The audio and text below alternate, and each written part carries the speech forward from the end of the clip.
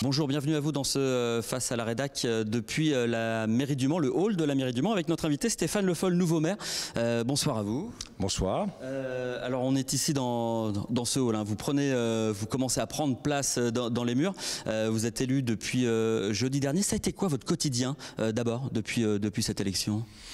Ouais, ça a été très vite, entre l'élection jeudi, conseil municipal, conseil de la métropole, et ensuite vendredi, déjà des prises de contact pour pouvoir caler un certain nombre de rendez-vous, et puis après c'était la parade des pilotes, et puis après c'était les 24 heures du Mans, et après dimanche j'avais pris un engagement pour commenter le match de foot France-Australie bien avant que je ne soit désigné maire, et donc j'ai tenu à honorer ce rendez-vous dimanche à Paris. Je suis rentré, voilà, donc ça a été très vite, et aujourd'hui j'ai eu une réunion avec l'ensemble des directeurs généraux de la ville et de Le Mans Métropole pour les rencontrer. J'en connais déjà quelques-uns puisque j'ai travaillé comme vice-président il y a quelques années avant d'être ministre.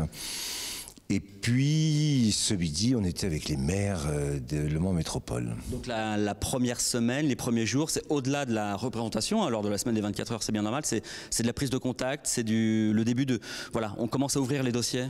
C'est ça. On commence à regarder exactement où on en est sur un certain nombre de dossiers, et puis à réaffirmer aussi les orientations que j'ai pu donner lors du conseil municipal, lors du conseil métropolitain, avec les objectifs de continuité, donc tous ces dossiers qui avaient été engagés par Jean-Claude Boulard et qui sont aujourd'hui à traiter, et puis la préparation de ce que j'ai souhaité sur la grande question posée par la santé. Et ce midi, dans la réunion que j'ai eue avec les maires, j'ai bien vu que c'était un sujet quand même qui était partagé.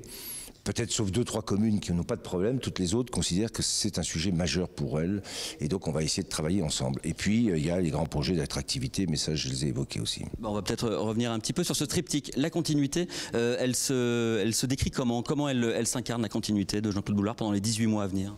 Elle s'incarne tout simplement avec l'idée de faire le point sur tous les dossiers qui sont en cours, qui sont engagés ou qui étaient pratiquement à la limite d'être d'ores et déjà inaugurés, et puis ceux qui sont aussi dans les, on dit dans les cartons, dans les dossiers sur lesquels on va essayer d'accélérer. Mais c'est ça en fait, la continuité, c'est de considérer tout ce qui a été depuis le début de ce mandat, c'est-à-dire 2014, qui est en cours et qu'il faut amener jusqu'au bout. C'est aussi reconduire les équipes. Vous avez reconduit l'ensemble des adjoints, idem au conseil Le Mans Métropole. Il ne fallait pas changer en fait tout ça. Pas chercher à changer les choses parce que d'abord on n'a pas beaucoup de temps, et je l'ai dit, la mission qui est la mienne, c'est d'aller jusqu'au bout du mandat qui était celui qu'avait obtenu Jean-Claude Boulard en 2014, c'est-à-dire jusqu'en 2020. Voilà, la première mission, elle est claire, elle est parfaitement identifiée. Pas d'ambiguïté, l'horizon là c'est 2020, c'est d'ici à 2020. Absolument, aucune ambiguïté là-dessus.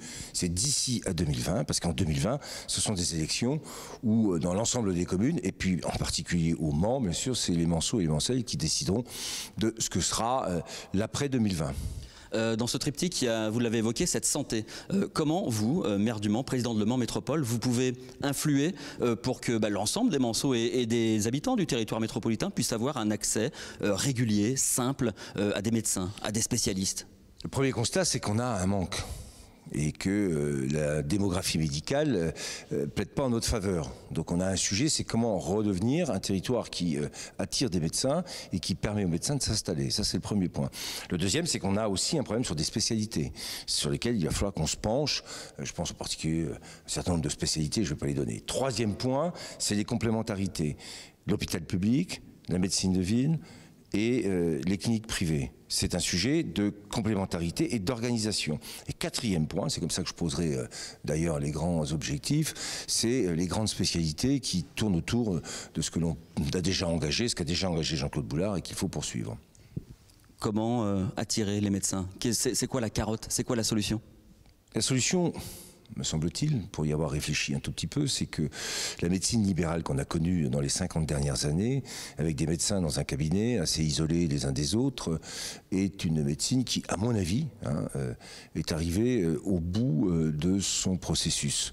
Les médecins ne veulent plus être seuls, ne veulent plus travailler seuls. Donc ce qu'il faut être capable de faire, et c'est pourquoi les élus ont une responsabilité, c'est d'essayer d'organiser ce qu'on appelle des maisons pluridisciplinaires de santé, de faire en sorte, il y a eu une expérience expérimentation qui est en cours, qui est en train de se réaliser sur le centre de santé de Mont-Sablon. C'est comment on donne aux médecins un cadre qui leur permet d'exercer la médecine d'une manière qui est, comment dirais-je, acceptée et qui permet à des jeunes médecins de s'installer. C'est ça le sujet. D'autres maisons de santé peut-être à venir alors? Oui. D'autres maisons de santé. Alors c'est pour ça que je pense que la responsabilité des élus est engagée. C'est qu'on ne peut pas simplement se laisser s'engager tous les uns et les autres, chacun dans son coin, sans bien réfléchir à la manière dont on va mailler le territoire, dont on va pouvoir l'organiser. Et ça, c'est une responsabilité des élus. Et c'est ce que je vais faire. Et ça sera l'objet des assises de la santé en octobre. L'attractivité, Le Mans, au mieux, garde sa population, mais a plutôt tendance à en perdre. Là aussi, c'est quoi la clé? Elle est où la méthode pour attirer à nouveau des jeunes essentiellement et aussi des entreprises? On sait que le périurbain de la grande ville du Mans a beaucoup développé sa démographie et que ça s'est fait en partie au détriment de la ville du Mans. Donc il faut retrouver une dynamique démographique parce qu'elle est essentielle à l'activité, elle est essentielle à la vie commerçante, à la vie de la ville et du territoire de manière globale. Donc ça c'est un premier point. Ça nécessite un accès au logement, il existe. Le logement au Mans est bien moins cher que ce qu'on peut trouver ailleurs et en particulier à Paris, donc il faut qu'on valorise tout ça, il faut qu'on ait aussi des projets qui soient attrayants, il faut qu'on soit capable de s'organiser à l'échelle aussi de la métropole. Tout ça, c'est l'enjeu de l'attractivité. Mais l'attractivité, c'est aussi avoir un service de médecine qui correspond aux standards des grandes villes. C'est l'activité et l'attractivité économique, la valorisation économique, qui est un enjeu très important. C'est les atouts qui sont ceux d'une grande ville comme celle du Mans, en particulier avec son patrimoine, tout ce qui va être touristique, et les 24 heures du Mans, bien sûr, qui sont une marque qui est connue dans le monde entier et sur lequel il faut qu'on s'appuie, d'où mon soutien au projet de Pierre Fillon et de la CO sur le fameux Le Mans Resort. Jean-Claude Boulard avait tendance à vouloir faire exister Le Mans en dehors des 24 heures. Pour vous, il faut intégrer les 24 heures à la ville? Il faut intégrer, bien sûr. Jean-Claude Boulard avait raison de considérer qu'on ne peut pas se contenter des 24 heures et des rillettes. Il y a bien sûr autre chose. Mais une fois qu'on l'a dit, et c'est un objectif que je partage avec ce que voulait Jean-Claude Boulard, il faut aussi que l'atout qui est représenté par les 24 heures, et on le voit avec la parade, on le voit avec le fait que 200 000 personnes à l'extérieur du Mans, venant de la France entière, de l'Europe et du monde, font que le Mans est une ville qui est connue partout ailleurs, dans le monde et en Europe. Donc c'est un atout. Alors on n'en fait pas uniquement un élément sur lequel tout repose, mais on intègre cet élément et cet atout dans une stratégie plus globale, avec d'ailleurs l'université, avec le pôle d'innovation, avec la French Tech, avec tout un tas de dossiers sur lesquels on doit porter et faire monter le Mans en termes d'attractivité. Voilà l'objectif que je me suis fixé. Ça, c'est les défis de fond. Sur une question plus politique, votre défi, c'est aussi cette majorité plurielle qui s'est exprimée lors du vote, où il y a des voix, évidemment, qui ne sont pas portées sur vous. L'idée, c'est de ramener tout le monde sous votre nom? Oui.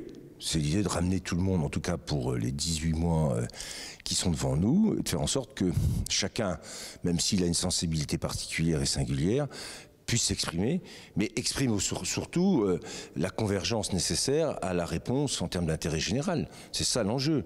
Et j'ai parfaitement mesuré, ce que je connais d'ailleurs, sur les différentes sensibilités de cette majorité, pour faire en sorte que j'intègre tout ça dans un souci de rassemblement. Stéphane Le Foll à la mairie du Mans, ça veut dire qu'on entendra moins votre voix au niveau national, ou vous comptez participer au débat au même niveau que vous y participiez avant? Moi, je participerai au débat. Parce que je suis un homme politique qui existait avant d'être maire du Mans, d'ailleurs qui a existé avant d'être ministre, qui a été ministre, j'ai eu des responsabilités, j'ai une notoriété au niveau national qui fait que moi je ne peux pas ne pas dire des choses lorsque les choses sont à dire, ou je pense qu'il faut les dire. Je vais prendre un exemple précis, il y a une loi Elan qui vient d'être votée, elle a des conséquences sur le logement, je ne peux pas dire que ça soit satisfaisant, pas satisfaisant du tout, elle n'est pas satisfaisante. Sur le débat qui est en cours sur les aides sociales. J'en discutais ce matin avec les services.